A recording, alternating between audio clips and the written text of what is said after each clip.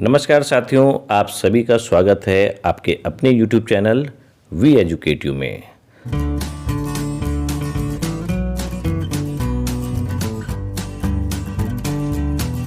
साथियों, जिस बात की आशंका थी आखिर वही हुआ। केंद्र सरकार ने दिल्ली हाई कोर्ट के फैसले का केंद्रीय अर्धसैनिक बलों के मामले में कोई सम्मान नहीं किया और केंद्रीय अर्धसैनिक बलों को पुरानी पेंशन योजना से पुनः बहाल नहीं करवाया। दिल्ली हाई कोर्ट का जो ऐतिहासिक फैसला आया था 11 जनवरी 2023 को, और उसमें एक डेडलाइन दे दी गई थी 8 मार्च 2023 तक की कि केंद्र सरकार केंद्रीय अर्धसैनिक बलों को पुरानी पेंशन योजना से पुनः बहाल करे, और जो केंद्रीय अर्धसैनिक बल हैं वह भी अन्य सशस्त्र बलों की ही भांति देश का एक हिस्सा है और उनको पुरानी पेंशन योजना से बहाल करे। परंतु ऐसा नहीं हो पाया। देश भर के समस्त केंद्रीय अर्धसैनिक बल, उनके परिवार इसी उम्मीद में थे कि होली के पर्व के दिन केंद्र सरकार ये अनाउंसमेंट कर देगी और जितने भी केंद्रीय अर्धसैनिक बल हैं, उनके सिपाही हो गए चाहे अधिकारीगण हो गए, जो पुरानी नवीन पेंशन योजना से आच्छादित थे, उनको पुरानी पेंशन योजना का लाभ दे दिया जाएगा। परंतु ऐसा कुछ नहीं हुआ और केंद्रीय अर्धसैनिक बलों में निराशा है।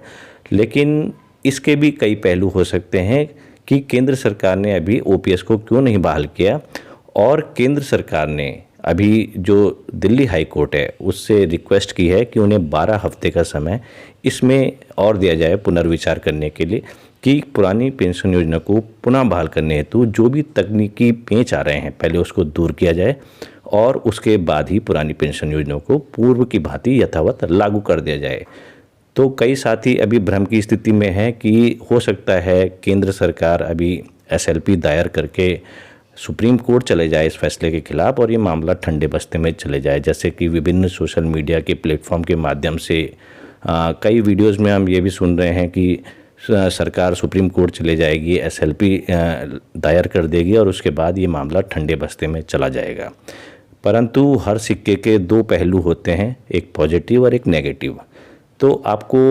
हो सकता है केंद्र सरकार ने जो ये एक्सटेंशन रिक्वेस्ट के लिए भेजा है 12 हफ्तों का,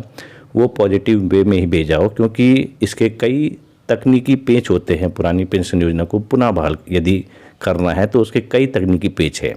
और इसका उदाहरण जो कई राज्य हैं, 5-6 राज्य जिन्होंने ओपीएस को पुनः बहाल कर दिया है, उसमें आपको देखने को मिल जाएगा। जिन राज्यों के द्वारा ओपीएस को फिलहाल पुनः बहाल कर दिया है या करने वाले हैं जो राज्य,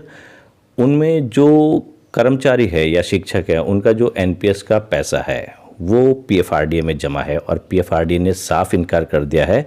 राज्य सरकार को ये पैसा वापस देने में। अभी तक राज्य सरकार यही सोच रही थी जब पुरानी पेंशन योजना को उन्होंने आनन फानन में लागू किया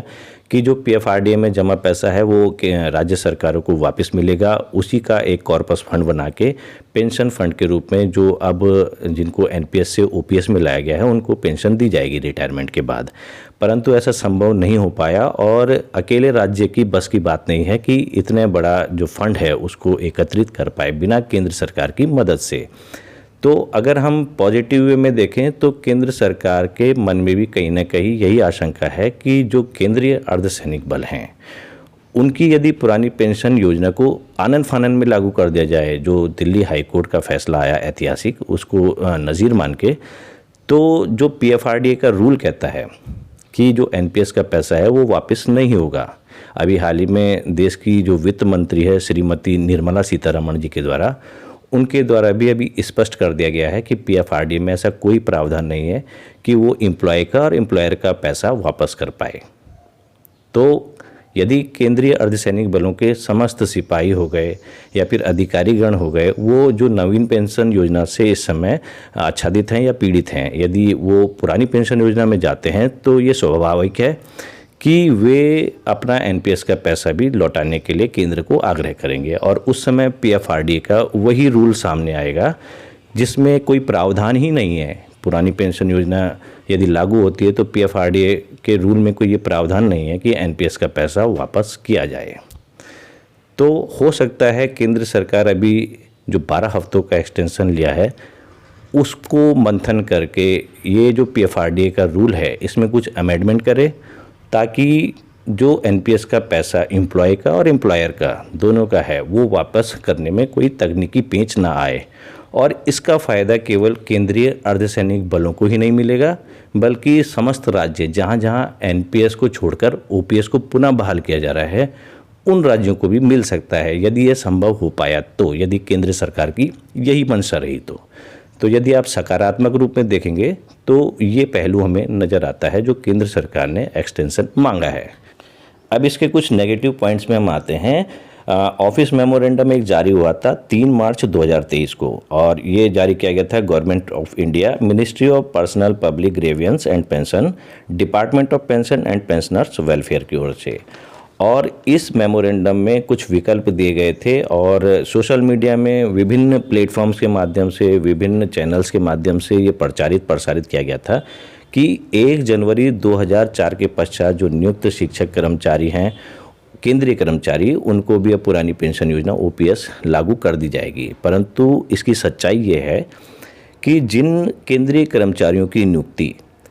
31 दिसंबर 2003 से पहले की विज्ञप्ति की रही हो, यानी उनकी विज्ञप्ति में जो पद का प्रकार था वो पेंशन युक्त था, परंतु किन्हीं कारणों से उनकी नियुक्ति प्रक्रिया में डिले हुआ और वे 1 जनवरी 2004 के पश्चात नियुक्त हुए। अपॉइंटमेंट लेटर उनको 1 जनवरी 2004 के पश्चात मिला, तो वे एनपीएस के दायरे में आ गए थे और उनका जो एनपीएस का शेयर था वो अब तक कटता रहा था। तो उनको ये विकल्प पत्र दिया गया है कि वे 31 अगस्त 2023 तक ओल्ड पेंशन स्कीम में वापस जा सकते हैं। उसके लिए उन्हें विकल्प पत्र देना होगा और ये डेडलाइन केंद्र सरकार ने दे दी है कि 31 अगस्त 2023 तक वे ओल्ड पेंशन स्कीम में ऑप्ट कर सकते हैं। यदि केंद्र सरकार चाहती तो इसी मेमोरेंडम में केंद्रीय अर्धसैनिक बलों के लिए भी एक नोटिफिकेशन जारी कर सकती थी कि जितने भी केंद्रीय अर्धसैनिक बल हैं उनको दिल्ली हाई कोर्ट के फैसले का सम्मान करते हुए ओल्ड पेंशन स्कीम में पुनः लागू लाया जा रहा है। तो यहाँ पर केंद्र की नीति स्पष्ट हो जाती, परंतु केंद्र सरकार ने ऐसा कुछ नहीं किया। पहला पॉइंट हमें नेगेटिव ये नज़र आ रहा है। दूसरा नेगेटिव पॉइंट हमें ये नज़र आ रहा है, केंद्र सरकार के अधीन जितने भी राज्य हैं, जो भाजपा शासित राज्य हैं, और वहाँ के मुख्यमंत्री हो गए, उप मुख्यमंत्री हो गए, जहाँ जहाँ उप मुख्यमंत्री हैं, या फिर विधायक हो गए, मंत्री हो गए, उनके द्वारा कहीं भी ये स्पष्ट नहीं किया गया है कि वे या उनका राज्य पुरानी पेंशन योजना को पुनः बहाल करने की सोच रहा है या फिर वो पुनः बहाल करने वाले हैं। तो यहाँ पर केंद्र सरकार की नीति में थोड़ी खोट नज़र आती है पुरानी पेंशन की बहाली को लेकर। परंतु सांच को आज क्या हो सकता है कि केंद्र सरकार अभी इसमें गहन अध्ययन कर रही हो और उसके बाद ही ये पूरे देश के लिए निर्णय ले केंद्र सरकार, और जितने भी एनपीएस से पीड़ित शिक्षक कर्मचारी हैं उनको ओपीएस में पुनः रिवर्ट कर दिया जाए। तो ये सकारात्मक पहलू है। अब हम इसके नेगेटिव पहलू में चलते हैं कि केंद्र सरकार ये जो 12 हफ्तों का अतिरिक्त एक्सटेंशन ले रही है वो क्यों ले रही है। तो इसकी मुख्य वजह जो नज़र आती है कि इन 12 हफ्तों में केंद्र सरकार को अतिरिक्त समय मिल जाएगा, और हमने जो पिछले वीडियो में आपको बताया जीपीएस गारंटेड पेंशन स्कीम के बारे में कि केंद्र सरकार के आला अधिकारी उसका भी गहन अध्ययन कर रहे हैं कि आंध्र प्रदेश की जो सरकार है उनके द्वारा जो अभी हाल ही में गारंटेड पेंशन स्कीम को अपने राज्य में लॉन्च किया गया है उसके तकनीकी पहलुओं को जांच रहे हैं। हो सकता है कि संपूर्ण देश में एनपीएस और ओपीएस के जो बीच का रास्ता है वो कुछ समय में जो केंद्र सरकार है वो इसको इम्प्लीमेंट कर दे पूरे देश के शिक्षक एवं कर्मचारियों के लिए। तो एक पहलू ये हमें व्यक्तिगत रूप से लगता है कि एक नेगेटिव इसका पॉइंट ये है। दूसरा नेगेटिव पॉइंट ये है कि इन 12 हफ्तों में केंद्र सरकार को अतिरिक्त समय मिल जाएगा और हो सकता है केंद्र सरकार ही जनहित याचिका के जरिए, क्योंकि स्वयं केंद्र सरकार आगे नहीं आएगी एसएलपी दायर करने के लिए सुप्रीम कोर्ट में, तो हो सकता है कि केंद्र सरकार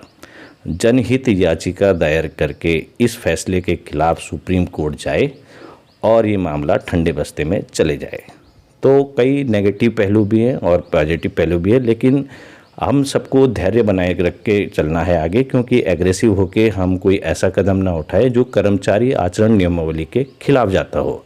हम आप सभी साथियों से निवेदन करना चाहेंगे कि कृपया इस चैनल को आप अवश्य सब्सक्राइब करके रखें तथा बेल आइकन के ऑल में जाके भी क्लिक करें ताकि आने वाले ऐसे ही अन्य महत्वपूर्ण वीडियोस की नोटिफिकेशन आप तक सबसे पहले पहुंच पाए और आप उन महत्वपूर्ण वीडियोस का लाभ उठा पाएँ। तो साथियों, आपको ये वीडियो आज कैसा लगा, कृपया कमेंट बॉक्स में अपनी राय हमें अवश्य लिखें। शीघ्र ही इस मुद्दे पर हम आपसे जल्द मिलेंगे। तब तक के लिए धन्यवाद।